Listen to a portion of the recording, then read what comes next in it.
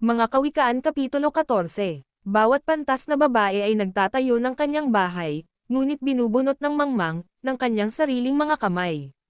Siyang lumalakad sa kanyang katwiran ay natatakot sa Panginoon, ngunit siyang suwail sa kanyang mga lakad ay humahamak sa kanya.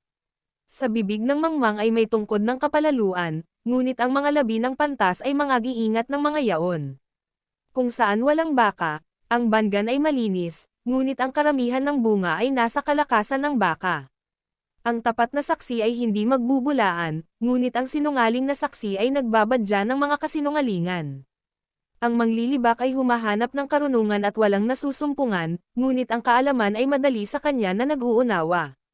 Paron ka sa harapan ng taong mangmang, at hindi mo mamamalas sa kanya ang mga labi ng kaalaman. Ang karunungan ng mabait ay makaunawa ng kanyang lakad, ngunit ang kamangmangan ng mga mangmang ay karayan. Ang mangmang ay tumutuya sa sala, ngunit sa matuwid ay may mabuting kalooban. Nalalaman ng puso ang kanyang sariling kapitan, at ang taga-ibang lupa ay hindi nakikialam ng kanyang kagalakan. Ang bahay ng masama ay mababagsak, ngunit ang tolda ng matuwid ay mamumukadkad. May daan na tila matuwid sa isang tao, ngunit ang dulo niyaon ay mga daan ng kamatayan. Maging sa pagtawa man ang puso ay nagiging mapanglo, at ang wakas ng kasayahan ay kabigatan ng loob. Ang tumatalikod ng kanyang puso ay mabubusog ng kanyang sariling mga lakad, at masisiyahang loob ang taong mabuti.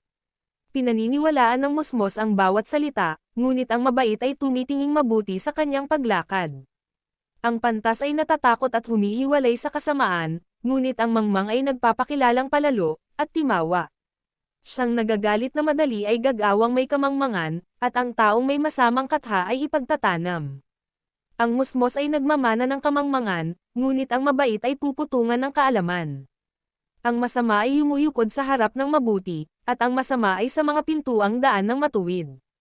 Ipinagtatanam ang dukha maging ng kanyang kapwa, ngunit ang mayaman ay maraming kaibigan. Siyang humahamak sa kanyang kapwa ay nagkakasala, ngunit siyang naaawa sa dukha ay mapalad siya. Hindi ba sila nagkakamali na kumakatha ng kasamaan? Ngunit kawan at katotohanan ay sa kanila na nagsisikatan ng mabuti.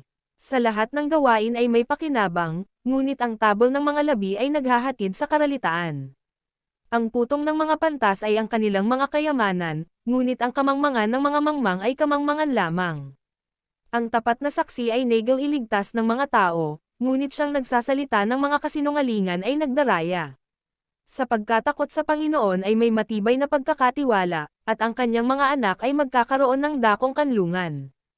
Ang pagkatakot sa Panginoon ay bukal ng kabuhayan, upang humiwalay sa mga saylo ng kamatayan. Nasa karamihan ng bayan ang kaluwalhatian ng hari, ngunit nasa pangangailangan ng bayan ang kapahamakan ng Pangulo. Siyang makupad sa pagkagalit ay may dakilang pag-uunawa, ngunit siyang madaling magalit ay nagbubunyi ng kamangmangan. Ang tiwasay na puso ay buhay ng katawan, ngunit ang kapanaghilian ay kabulukan ng mga buto. Siyang pumipighati sa dukha ay humahamak sa may lalang sa kanya.